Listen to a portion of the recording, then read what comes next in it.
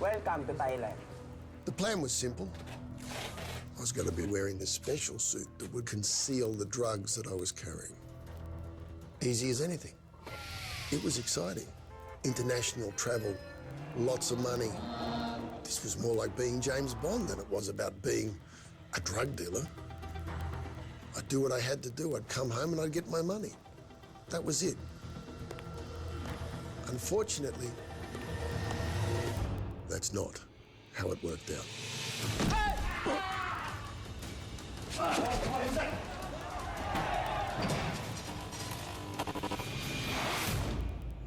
How am I ever going to survive this?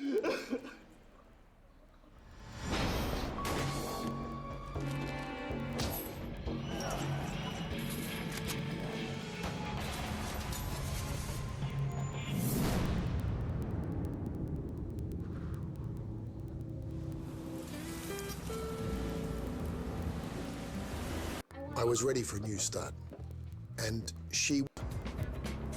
I need with you. Welcome to Thailand. Cheers, mate. I'd traveled a little bit, but nothing like this, nothing like Thailand. And I realized that this was a very different place.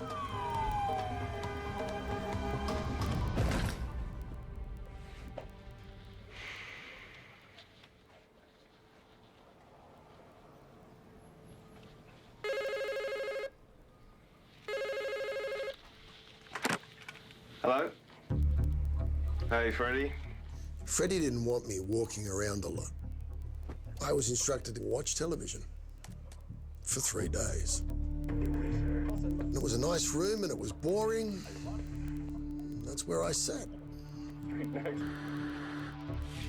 The plan was simple. Freddie was coming to put the drugs on me.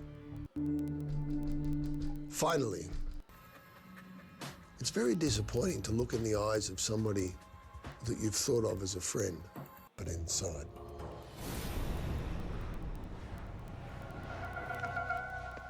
But once that suit went on,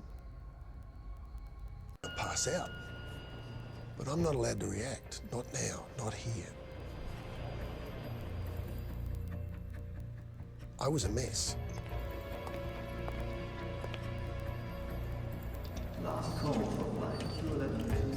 I was so late at this point that pretty much everybody else was in the waiting area to board the plane. I'm heading towards the gate, and it's at this gate where they have the metal detector. This is the last test. The guards, they didn't have anything else to focus on. They just watched me walk all the way down. I had to walk with a perfect gait. There wasn't allowed to be a limp. There wasn't allowed to be any change. I'm thinking, there's nothing to see. I can do this. There's nothing to see.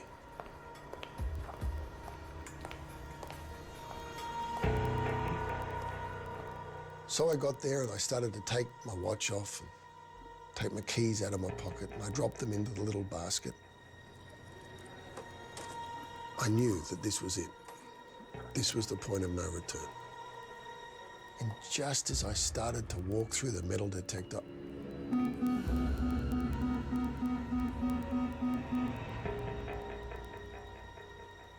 the guard takes out the handheld metal detector and he moves it up the front of my jacket.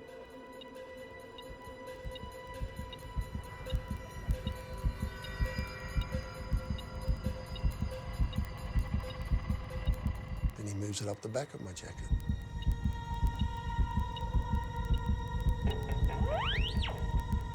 I realized I'd left my glasses on. I forgot my glasses. At the time, as a 26-year-old, I didn't even need glasses. They were a fashion accessory to make me look more serious. No problem, no more beeps, no more alarms. I'd made it. I was through. And then I make the mistake. I turned to the guard and I smiled at him. I didn't know then that Thai people are very tactile. If you smile at them, they want to reach out and touch you. They want to be your friend. And the guard reached up And he said, "You go to your plane."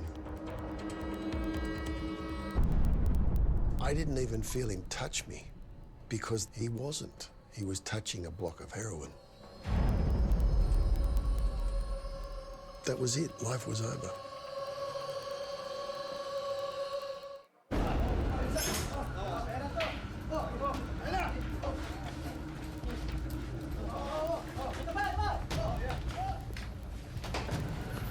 They started to undo my shirt. It was only then they realised how much heroin I was actually carrying.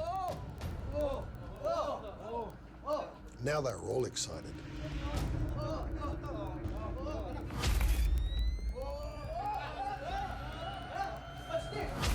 They started just pulling out the blocks as quickly as they could, just to see how big their prize was. The total came to 4.7 kilograms.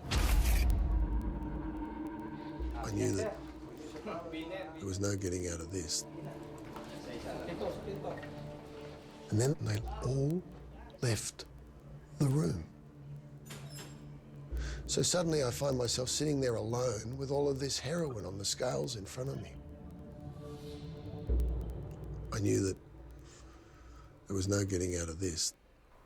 I knew that my life was over. There wasn't going to be a wedding, there wasn't going to be any money, there wasn't going to be any success, there wasn't going to be anything anymore. It was all gone. Right then, right there, I knew exactly what I had to do.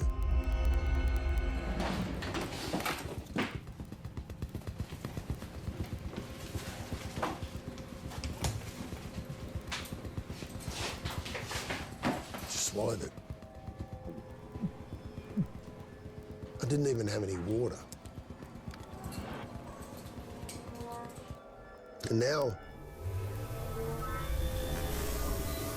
I'm starting to nod, I'm starting to fall asleep.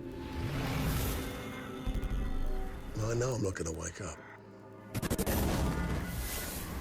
And that's okay. Doesn't matter.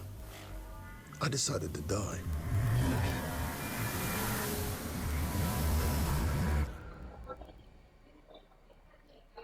Hey, you sleeping? Wait. Red. The guards decide it's time to take me to the police station. Come on. Up.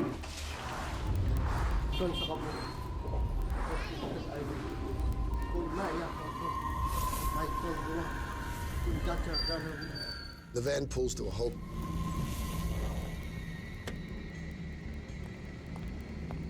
One of the police opens the door on the minivan. And at that exact instant, I vomit all over him.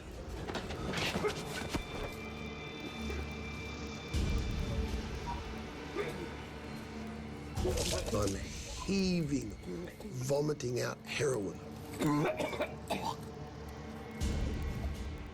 White bubbles. And then the guy I've just vomited on comes up behind me, and I'm just waiting for the beating. And he pats me on the back to comfort me. And he says, "Don't worry, you'll be okay." And that was it. I broke.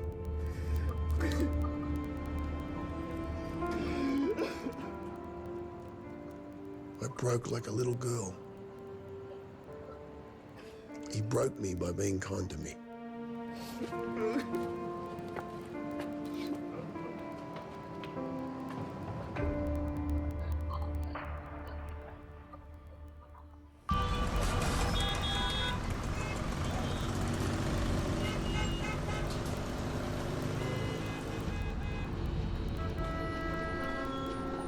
Sitting in the back of the bus with this gun pointed at me. But after about half an hour, we pulled up outside a big metal door. Didn't have a clue where we were. Down. Down.